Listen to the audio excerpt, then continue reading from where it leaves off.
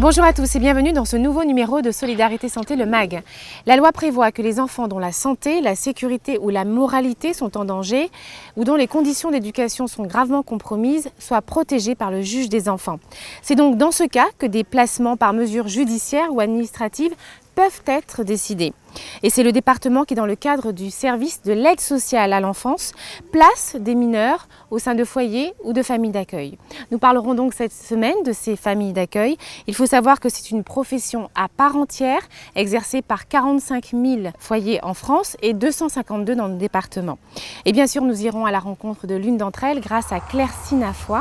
Elle est assistante familiale. Ce sera l'occasion donc de voir que ce métier, ce n'est pas un métier comme les autres. Il ne s'agit pas d'accueillir et d'éduquer des enfants pendant une période déterminée. C'est aussi et surtout vivre une aventure humaine formidable basée sur la générosité et les échanges.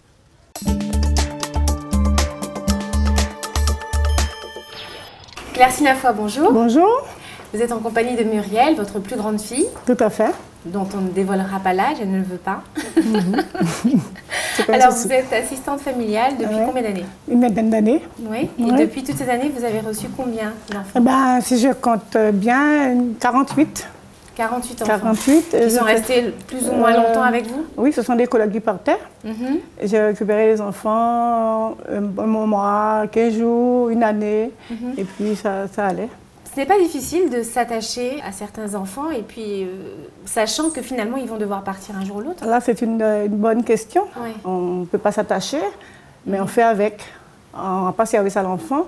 Et la santé familiale non plus, c'est pas bon pour elle. On doit se remettre en question, c'est un travail, on rend service, on est là pour encadrer les enfants, mais sans pour cela aller trop loin. Oui. Voilà. Qu'est-ce qui vous a motivé au départ, il y a plus de 20 ans, pour faire cette démarche et comment vous y êtes-vous prise pour les gens que ça intéresserait? Alors moi, j'ai fait une formation à Pointe-à-Pitre et puis la formatrice qui me disait, elle et moi on avait une bonne relation, qui me disait, je te vois bien assistante maternelle, à l'époque c'était maternelle. Alors j'ai réfléchissais, j'ai dit, pourquoi pas? Alors justement, les enfants qui sont avec vous en ce moment sont avec vous depuis 13 ans. 13 ans. C'est quand même exceptionnel. Ah ouais.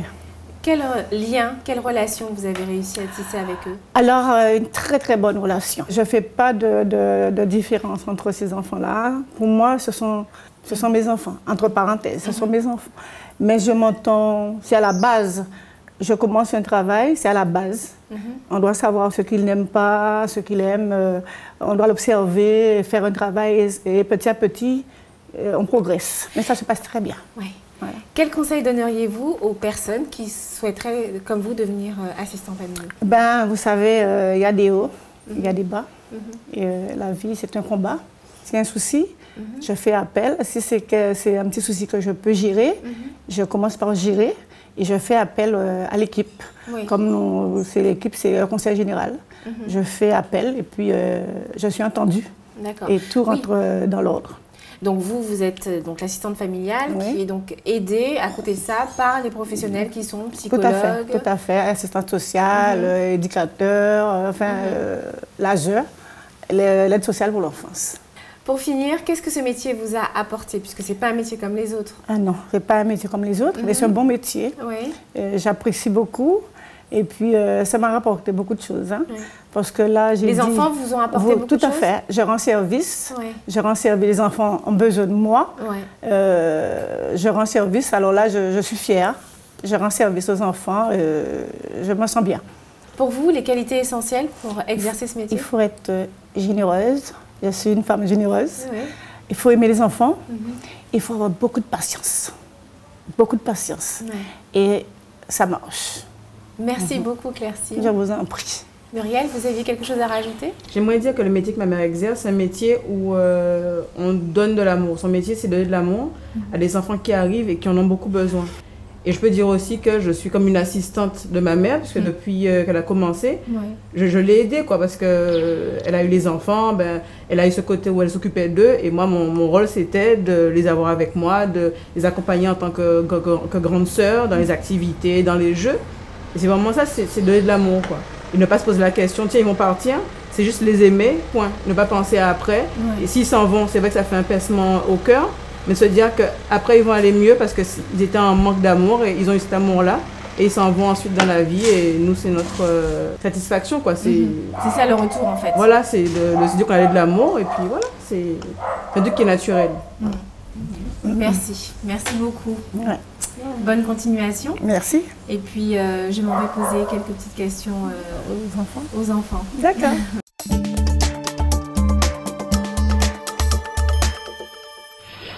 Samantha, Julien, Laura, bonjour. Bonjour.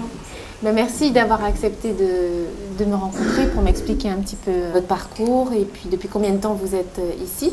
Je m'adresse déjà donc aux deux filles. Vous êtes avec Madame Afoy depuis 13 ans, si vous avez bien compris. Oui. Samantha, tu es la grande sœur de Julien. Effectivement. Voilà, et Julien est ici depuis 7 mois seulement. Voilà. Donc tu es contente aujourd'hui que le Conseil général ait permis que ton petit frère soit avec toi? Moi, je suis très contente d'être ici. Et oui, je me vois vivre ailleurs parce que je ne vais pas rester toute ma vie ici. J'ai quand même... Mais tu ne te vois pas changer de famille d'accueil? Non, voilà, non, c'est non. ça, tu es bien ici. Oui, je suis vraiment bien ici. Je me vois pas changer de famille d'accueil. Non, que c'est- Et toi, Laura? Je ne me vois pas vivre ailleurs et je suis très bien chez Madame Afoy. Est-ce qu'il y a quelque chose que vous aimeriez dire? Julien, par exemple, toi qui viens d'arriver, ça fait 7 mois. Est-ce que tu es contente d'être avec ta grande sœur déjà? Oui, je suis très contente d'être avec ma grande sœur. Et Ça te fait gagner un petit peu dans ton cœur d'avoir été séparée de ta maman oui, ça me fait chaud au cœur de voir que moi je suis ici et ma maman elle est malade? malade. Et bon, Mais tu sais que c'est mieux pour toi d'être ici et puis en plus avec ta grande sœur. oui, je suis bien accouchée. Ouais. Et comment ça se passe avec les enfants de Claire-Cine? Je la considère comme ma grande sœur. Ça se passe bien entre nous. On parle, on discute. Rien à dire. Vous vous dites que vous avez de la chance malgré tout d'avoir été placée dans cette famille-là? Oui, une grande chance. Vraiment une grande chance. Parce que si c'était ailleurs, je ne sais pas comment ça va se passer. Ce serait passé? Ça serait passé à la fin. Est-ce que vous vous entendez bien, tous les quatre, puisqu'il y en a un qui n'est pas là? Il y a des hauts et des bas. Oui. Il y a des hauts et des bas, mais Ouais. ça se passe bien. Oui. Oui. C'est quoi votre souhait le plus grand quand vous pensez à l'avenir? Est-ce que vous avez, est-ce qu'il y a quelque chose qui vous tient à cœur? Est-ce que vous avez un rêve à exaucer? Moi, j'aimerais être chef taxissière. Et toi? Je ne sais pas encore. Tu t'es pas encore posé la question? Non. T'as bien le temps. Et toi, Laura? Moi, c'est auxiliaire de vie. Parce que moi, je pense que j'ai plutôt le cœur de m'occuper des gens. Et voilà, c'était ça mon souhait, de m'occuper des personnes âgées. C'est un très joli rêve, j'espère que tu vas le réaliser. Merci.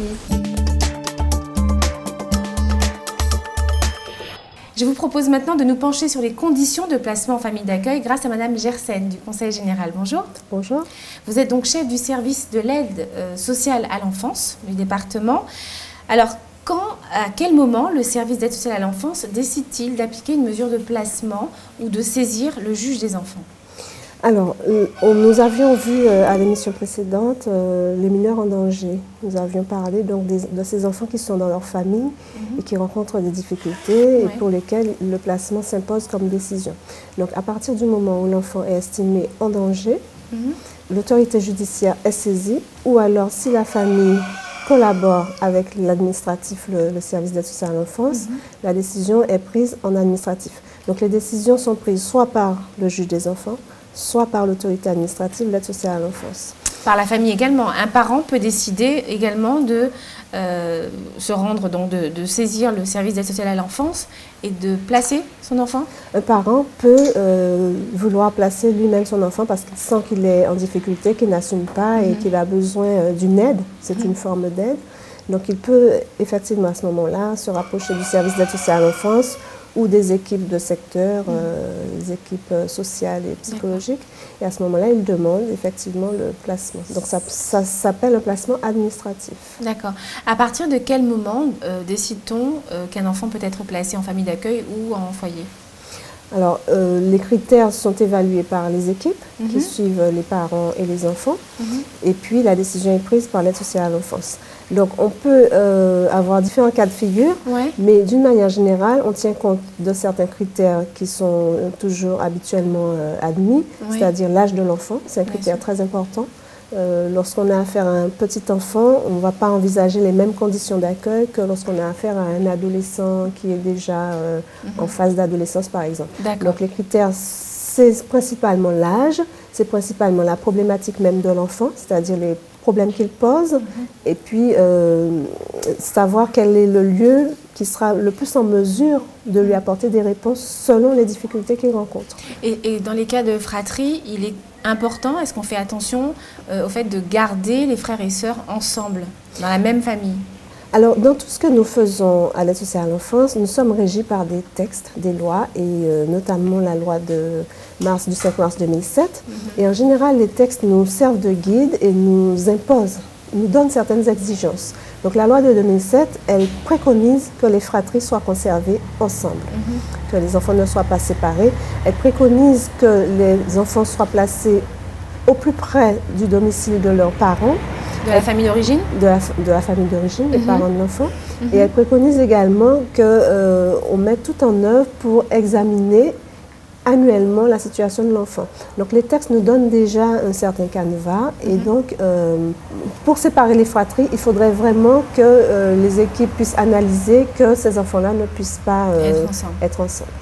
Un point quand même très important, l'enfant est-il écouté dans ses besoins, dans ses désirs? Est-ce qu'on écoute son avis? Alors c'est une obligation aussi faite par les textes de recueillir la parole de l'enfant, et dans toutes les situations où l'enfant est en âge de s'exprimer, on lui demande son avis. D'accord. Peut-il y avoir révision des mesures de placement pour finir rapidement? Est-ce qu'un enfant placé peut être réintégré? Est-ce que ça arrive souvent qu'il soit réintégré dans sa famille d'origine? Alors le but du placement, c'est d'aider l'enfant à cheminer, d'aider également son parent à prendre conscience des difficultés et à s'améliorer, parce que l'objectif, c'est le retour en famille d'origine. L'objectif du placement, c'est soigner le problème, soigner l'enfant, lui apporter les soins nécessaires psychiquement, éducativement, psychologiquement, etc., de manière à ce que l'enfant puisse au plus tôt retrouver des bases pour retrouver sa famille, voilà, et retrouver son chemin. Le but du placement, c'est une aide au retour en famille. Merci beaucoup, Madame Gersen. Merci, c'est moi. Nous voilà parvenus au terme de ce magazine. Merci de nous avoir suivis. Si vous souhaitez vous-même devenir assistante familiale, eh bien n'hésitez pas à contacter le service d'aide sociale à l'enfance du Conseil général, dont le numéro s'affiche au bas de votre écran. Il vous indiquera donc la marche à suivre. Par ailleurs, selon les statistiques, 31% des jeunes placés en foyer connaissent au moins une rupture de placement. Ils subissent en moyenne près de 3 placements différents, ce qui engendre chez ces enfants un manque de stabilité et d'investissement dans leurs relations affective. Pour finir, voici 2 ouvrages collectifs qui vous en apprendront un petit peu plus sur ce métier d'assistante maternelle, de Jeanne Choiquier et Yvette Moulin. J'écris pour tous les enfants que j'ai gardés et assistante familiale, les risques d'un beau métier, aux éditions de la Tour Gilles. Avant de se quitter, je vous propose cette citation d'Albert Camus. La vraie générosité envers l'avenir consiste à tout donner au présent. Très bonne semaine à vous. À bientôt.